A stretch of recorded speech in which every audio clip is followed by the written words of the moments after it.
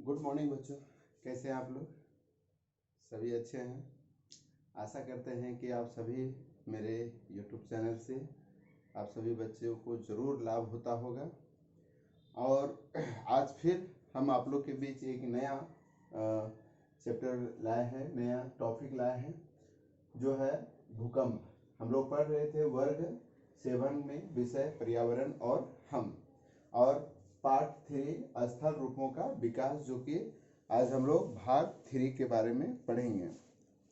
भाग 3 पढ़ने से पहले बच्चों हम लोग ये देखते हैं कि भाग 2 में हमने क्या पढ़ा था। तो भाग 2 में हम लोगों ने ज्वालामुखी के बारे में पढ़ा था, और ज्वालामुखी जो है उद्गार की दृष्टि से 3 भाग में हम लोग बांटे थे। एक हो गया सक्रिय या जागृत ज्वालामुखी, दूसरा हो गया प्रसुप्त ज्वालामुखी, और तीसरा हो गया शांत ज्वालामुखी। ठीक है, तो इसके बारे में हम लोग भाग 2 में जो हमारा पार्ट 2 है इस चैप्टर का, तो इसमें आप लोग देखे होंगे। आज हम लोग भाग 3 में स्टार्ट करते हैं भूकंप। ठीक है, तो भूकंप से भी हमारा धरातल जो संरचना है उसमें परिवर्तन आता है, अंतर आता है।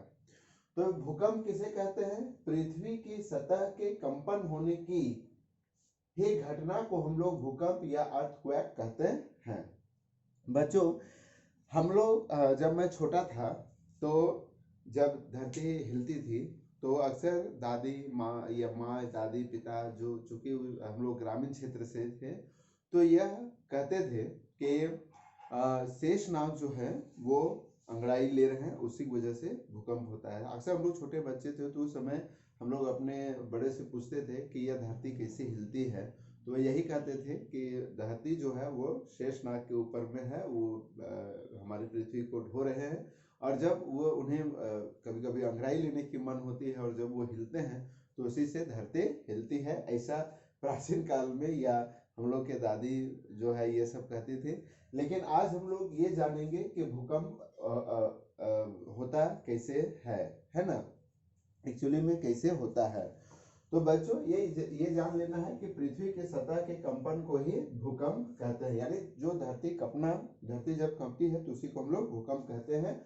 और इसका कारण जो है शेषनाग का नहीं है, इसका कारण है प्लेटों की गति, या ज्वालामुखी उद्गार, या भूपटल भ्रंश। कभी होता है भूपटल जो है वो टूट जाती है, या जलीय भार, कभी कभी जल के ज्यादा भार हो जाने की वजह से भी हम लोग उसे हम लोग भूकंप होने का कारण भी कह सकते हैं। लेकिन इसमें याद रखना है कि सबसे प्रमुख कारण जो है वह है प्लेटों की गति और प्लेट विवर्तिका क्रिया। प्लेट विवर्तिका मतलब जब प्लेट आपस दूसरे में टकरा जाती हैं तो उस टकराने से भी जो है भूकंप होते हैं। तो ये 2 मुख्य कारण हैं। तो बच्चों चलो हम लोग देखते हैं कि भूकंप की उत्पत्ति कैसे होती है। भूकंप की उत्पत्ति के बारे में पढ़ते हैं कि आखिर भूकंप की उत्पत्ति कैसे होती है। धरातल के नीचे का वह स्थान जहां कंपन की घटना आरंभ होती है उसको उद्गम केंद्र या फोकस कहते हैं। इसको, ये धरती के नीचे होती है, उसको हम लोग बोलते हैं उद्गम केंद्र या फोकस। ठीक है, फोकस, उसे हम लोग बोलेंगे फोकस। ठीक है, तो इसका भूकंप की उत्पत्ति का एक हो गया उद्गम केंद्र। याद रखना है कि उद्गम केंद्र या फोकस जो होता है उसको क्या, कंपन की घटना का आरंभ होना है ना, कंपन की घटना का आरंभ होना, यानी पहला जो होता है वो उद्गम स्थल जो है जहां फोकस होता है वहां पर उसको हम उद्गम केंद्र, और यहीं से कंपन जो है स्टार्ट होती है। उद्गम केंद्र के ठीक ऊपर सतह पर जहां भूकंप का अनुभव सर्वप्रथम होता है उसे हम लोग अधिकेंद्र देखेंगे कि जब यहाँ पर भूकंप हो रहा है तो उसके ऊपर वाला भाग पहला इफेक्ट होगा। ठीक है, तो इस एरिया को हम लोग बोलेंगे अधिकेंद्र, जहां पर पहला अनुभव प्राप्त होता है। यहाँ पर मैं लिख देता हूं अधिकेंद्र, क्योंकि भूकंप धरती के नीचे, बहुत नीचे होती है, लेकिन जहां इसे सर्वप्रथम अनुभव भूकंप का अनुभव अधिकेंद्र के ऊपर, अधिकेंद्र के ऊपर होता है। ठीक है, तो अधिकेंद्र क्या हो गया, भूकंप का उद्गम केंद्र, उद्गम केंद्र है ना। जो उद्गम केंद्र है उसी के जस्ट ऊपर का जो क्षेत्र होगा वो अधिकेंद्र होगा, क्योंकि यहाँ जब भूकंप होगी तो सबसे पहला अनुभव जो है इसी के ऊपर वाले भाग में होगा, इसी को हम लोग बोलते हैं अधिकेंद्र। अधिकेंद्र के आसपास भूकंप की तीव्रता सर्वाधिक होती है तथा अधिकेंद्र से दूरी बढ़ने के साथ साथ तीव्रता कम होते जाती है। तो जब ये तीव्रता धीरे धीरे यहाँ से फैलती है तो इसे हम लोग, इस जगह को हम लोग बोलेंगे भूकंपी तरंगे, भूकंपी तरंगे। यानी यह तरंगे जो है जहां पर उद्गम केंद्र होता है और अधिकेंद्र होता है वहां पर ज्यादा होती है, जैसे जैसे यह फैलते जाती है वैसे वैसे यह धीरे धीरे यानी शुरू बार में ज्यादा, उसके बाद धीरे धीरे जैसे जैसे फैलते जाएगी वैसे वैसे यह कम होते जाती है। भूकंप तरंगे, ठीक है, तो हम लोग यहाँ पर देखेंगे बच्चों कि भूकंप तरंगे किसे कहते हैं, है ना। थोड़ा सा हम लोग फास्ट करेंगे, आप लोग सभी इसे अपने कॉपी में वीडियो को पॉज करके उतार लेंगे ताकि वीडियो जो है ज्यादा लंबा ना हो आपके लिए। तो हम लोगों ने यह देखा कि भूकंप जो होता है वो धरती के सतह का कपना, कंपन होना ही भूकंप कहलाता है। और इसके बहुत सारे कारण हैं, प्लेटों की गति हो गया, ज्वालामुखी हो गया, इसको भी मैं साफ कर दूं।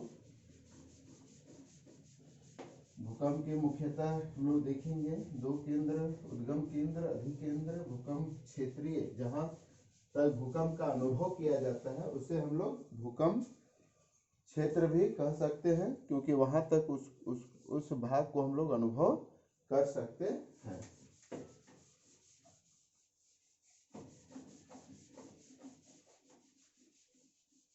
तो उसे हम लोग भूकंप क्षेत्र कहते हैं।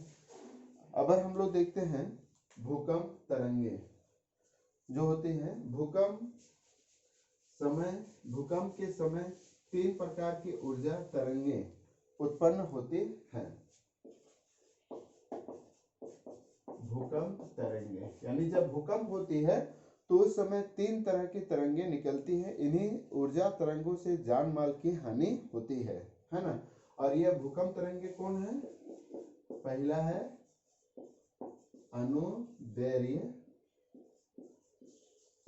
अनुदैर्घ्य या प्राथमिक तरंगे। तो प्राथमिक मतलब हो गया पी, प्राइमरी, ठीक है। तो प्राथमिक जो तरंगे होती हैं इसमें क्या होता है, यह सबसे अधिक तीव्र होता है, अधिक तीव्र होती है। तो हम लोग जो अधिकेंद्र हम लोग देखे थे, उद्गम केंद्र, तो जहां से उत्पन्न होती है और यह धरती के ऊपर में चली जाती है, जब पहली बार इसको महसूस किया जाता है, तो अधिकेंद्र जो धरती के सीधे उद्गम केंद्र से ऊपर में होती है, तो यहाँ पर हम देखेंगे कि यहाँ पर सबसे ज्यादा जान माल की हानि यही होती है। इसे हम लोग बोलेंगे पी, यानी प्राथमिक तरंगे, प्राइमरी रे जो है कहेंगे। उसके बाद दूसरा जो तरंगे हैं वह है अनुप्रस्थ या द्वितीयक तरंगे। तो इसको हम लोग द्वितीयक मतलब हो गया सेकेंड, ठीक है, एस है ना, एस सेकेंड रे तरंगे। इसकी गति p से कम होती है, यानी इसकी गति जो होगी, इसकी गति p से कम होती है। यानी जो p होता है उसके आगे जिसी से फैलते जाएगा तो यह धीरे धीरे कम होते जाएगी, ठीक है। उसको हम लोग इस तरह की तरंगे कहेंगे, ठीक है। यह धीरे धीरे कम होते जाएगा। और तीसरा हो गया पृष्ठीय या धरातलीय तरंगे। इसको हम लोग बोलते हैं एल, लैंड। ठीक है, लैंड रे। इसकी गति सबसे कम होती है, इसकी गति सबसे कम होती है ना, सबसे कम होती है। और सर्वाधिक हानि जो है इसी तरंगे से, इसी तरंगे से होती है, एल तरंगे से। ये चूंकि पृष्ठीय धरातलीय तरंगे हैं, इसलिए सबसे ज्यादा नुकसान जो होता है वो पृष्ठीय या धरातलीय तरंगे एल से होती है। अब यहाँ पर देखेंगे भूकंप प्रभावित क्षेत्र। विश्व की भूकंप प्रभावित प्रमुख क्षेत्र प्रशांत महासागर के चारों ओर का क्षेत्र प्रशांत महासागर। हम लोग यहाँ पर अगर वर्ल्ड का मैप देखेंगे तो जो प्रशांत महासागर है उस पर यह ज्यादा, प्रशांत महासागर कहाँ पर है, यहाँ पर देखेंगे जो है पैसिफिक, ये है ना, ये प्रशांत महासागर हो गया है ना, इधर भी ये भी। तो प्रशांत महासागर के क्षेत्र तथा मध्य महाद्वीपीय पर्वतमाला है। प्रशांत महापरिमेखला के ज्वालामुखी एवं भूकंप की तरंग अधिकता के कारण अग्नि मेखला भी कहा जाता है। यदि प्रशांत परिमेखला की ज्वालामुखी एवं भूकंप की अधिकता के कारण अग्नि मेखला यानी रिंग फायर भी कहा जाता है। इस क्षेत्र में कौन कौन आते हैं, जापान। ठीक है, देखिएगा रिंग मेखला है ना, अग्नि मेखला मतलब रिंग फायर। तो ये जो ज्यादातर एरिया है वो है जापान हो गया, उसके बाद इंडोनेशिया, ठीक है, जापान हो गया। उसके बाद हम लोग यहाँ पर देखते हैं जापान, इंडोनेशिया,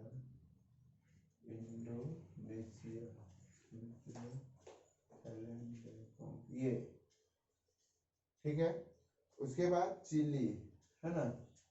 तो आप लोग यहाँ पर मैप में, क्योंकि अभी थोड़ा सा मैप में आप लोग देख सकते हैं है ना, तो चिली आदि प्रमुख भूकंप प्रभावित क्षेत्र हैं।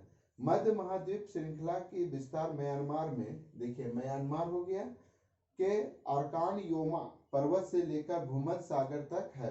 अरकान यहाँ से लेकर भूमध्य सागर तक जो है यह फैला हुआ है। भारत में हिमालय प्रदेश तथा गंगा के मैदान प्रमुख भूकंप प्रभावित क्षेत्र है। अगर हम लोग भारत की बात करें तो सबसे ज्यादा भूकंप क्षेत्रीय जो हमारा भारत का है वो हिमालय प्रदेश है ना। हिमालय प्रदेश जो है, जो कि हिमालय जम्मू कश्मीर से होते हुए, उत्तराखंड से होते हुए या सिक्किम होते हुए अरुणाचल प्रदेश तक जो जाता है, तो यह क्षेत्र और गंगा का जो मैदान है जो कि उत्तराखंड से होते हुए ये जो क्षेत्र है वह भूकंप प्रभावित क्षेत्र है। ठीक है, तो इस तरह से हम लोग देखते हैं कि प्रायः विश्व के बहुत सारे देश जो है यह भूकंप से प्रभावित होते हैं। अब हम लोग इसे आप लोग सभी को उतार लेंगे, याद रखेंगे कि भूकंप तरंगे 3 तरह की होती हैं, प्राइमरी रे, सेकेंड रे और लैंड रे। ठीक है, और सबसे ज्यादा नुकसान जो होता है वो लैंड रे में होता है। अब इसके बाद हम लोग बच्चों पढ़ेंगे कि अगर भूकंप आ जाए तो हम इसे कैसे बचाव कर सकते हैं या कैसे इसे हम लोग बच सकते हैं। प्रायः झारखंड को सेफ जोन में माना जाता है क्योंकि यह पठारी इलाका है, पत्थरों से बना हुआ है, इसलिए यहाँ पर भूकंप जो है वो बहुत कम या बहुत कम अंतराल में या नाम मात्र का जो है भूकंप देखा जाता है। सबसे सुरक्षित इलाका हमारा झारखंड आता है। अब यहाँ पर देखेंगे बच्चों कि भूकंप से हम कैसे बचाव कर सकते हैं। जब भूकंप होती है तो इसमें बहुत जान माल की हानि होती है। भूकंप से बचाव, यहाँ पर देखेंगे बच्चों कि ये एक चित्र है, यहाँ पर देखेंगे भुज का भूकंप एक अध्ययन। ये भुज का जो भूकंप आया था 26 जनवरी, ठीक है, यानी गणतंत्र दिवस के दिन ही आया था 2001 की सुबह 8:45 यानी 8:45 बजे गुजरात के भुज शहर में 6.9 तीव्रता वाला भूकंप आया था। इसके चलते ऊंची ऊंची इमारतें गिर गई थी। देखिए बच्चों, ये ऊंची ऊंची इमारतें गिर गई थी, संचार एवं बिजली की आपूर्ति बंद हो गई थी, यातायात व्यवस्था भंग हो गई थी, शहर के लगभग सारे घर मलबे में बदल गए। भूकंप का अधिकेंद्र भुज में था। 5,000 से ज्यादा लोग मारे गए थे और 5 लाख से ज्यादा लोग बुरी तरह प्रभावित हुए थे। लगभग 5,000 लोग मारे गए थे और 5 लाख से भी ज्यादा लोग घायल हुए थे। भुज, राजकोट एवं अहमदाबाद में जन धन का व्यापक क्षति हुई। इस भूकंप का मुख्य कारण इंडियन प्लेट का उत्तर की ओर गति करना था। इसका मुख्य कारण था जो भारतीय प्लेट है वो उत्तर की ओर थोड़ा सा गति कर गया था, जिसकी वजह से भुज शहर में जो है बहुत भारी तबाही आई हुई थी। तो बच्चों, अगर मान लीजिए कि अगर भूकंप आ जाए तो हम क्या करेंगे, भूकंप से कैसे बचाव करेंगे, तो इसको हम लोग भी तीन स्तर पर मानेंगे। भूकंप से बचाव के 3 स्तर, है ना। 3 स्तर कौन कौन से हैं? तो एक हो गया भूकंप आने से पहले, यानी अगर भूकंप आ जाए तो हम उससे पहले क्या कर सकते हैं। इस चरण में आपातकालीन योजना बनाना, घर में सुरक्षित स्थानों की पहचान, मेज, पलंग के नीचे, दीवार का कोना, दरवाजे के पास, घर की बीमा पॉलिसी, समय समय पर विशेषज्ञों के द्वारा घरों के नींव की जांच कराते रहना चाहिए। यानी अगर आप ये जान लेते हैं कि आपके क्षेत्र में भूकंप आता है तो उससे पहले आप क्या करेंगे, तो उसके लिए पहले आप योजना बनाएंगे, है ना। और योजना जब बनाएंगे तो घर में सुरक्षित स्थानों की पहचान, यानी आपके घर में जो सुरक्षित स्थान होता है वो कहाँ होता है, तो वो होता है पलंग के नीचे। ताकि अगर आप पलंग के नीचे रहेंगे, अगर ऊपर से कोई चीज गिर जाती है, चूंकि इसमें जो दीवार पर लगी हुई बहुत सारे फोटो होते हैं, जो भी दीवार पर लगा होता है या दीवार पे जो छत होती है, पंखे होते हैं, छत होती है, वो गिर जाती है। तो अगर आप पलंग के नीचे अगर बाहर नहीं निकल पाएंगे तो आप पलंग के नीचे छिप जाएंगे, तो वहां पर क्या होगा कि ऊपर से गिरने वाली चीजें आपको बचा कर रखेगी, है ना।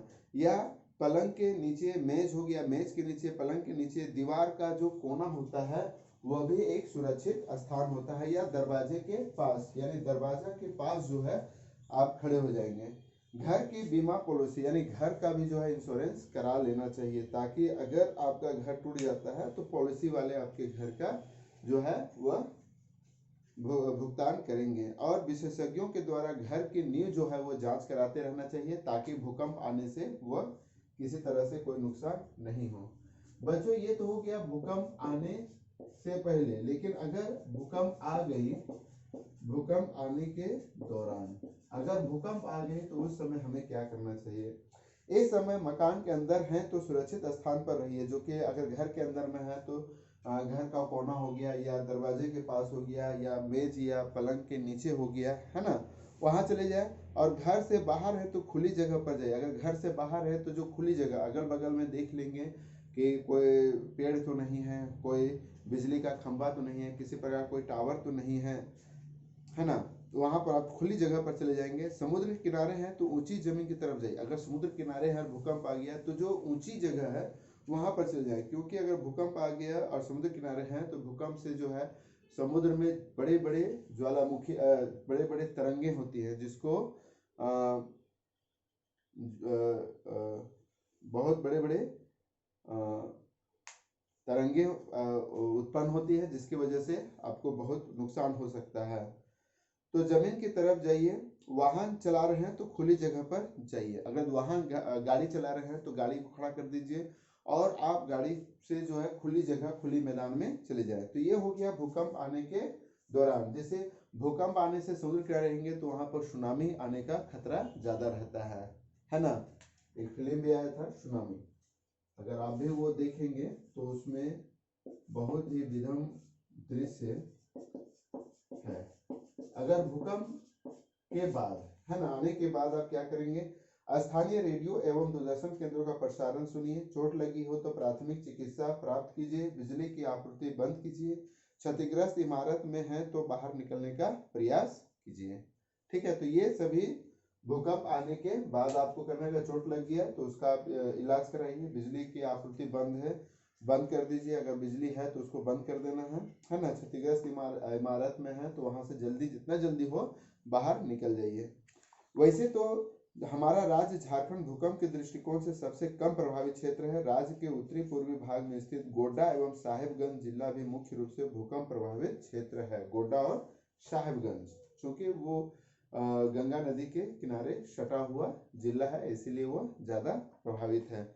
मैं चाहूँगा कि आप लोग सभी को झारखंड के मैप में जो है गोड्डा और साहिबगंज का जो है थोड़ा सा, ये चूंकि गोड्डा और साहिबगंज जो है देखेंगे, ये आपका गोड्डा और साहिबगंज, तो गोड्डा और साहिबगंज ये गंगा नदी के किनारे क्षेत्र है। तो गंगा नदी भी जो है वो भूकंप प्रभावित क्षेत्र के रूप में आता है। तो हमारे झारखंड का गोड्डा और साहिबगंज जो है वो ज़्यादा प्रभावित है। तो बच्चों आज हम लोग जो है यहीं पर ख़त्म करते हैं। फिर हम लोग नेक्स्ट वीडियो में मिलेंगे मुख्य स्थलाकृतियों में, जिसमें हम लोग बहुत सारी जानकारियां प्राप्त करेंगे। तब तक के लिए आप सभी बच्चे खुश रहें। हमारे वीडियो को लाइक सब्सक्राइब जरूर करें। फिर मिलते हैं नए वीडियो के साथ, तब तक के लिए बहुत बहुत धन्यवाद।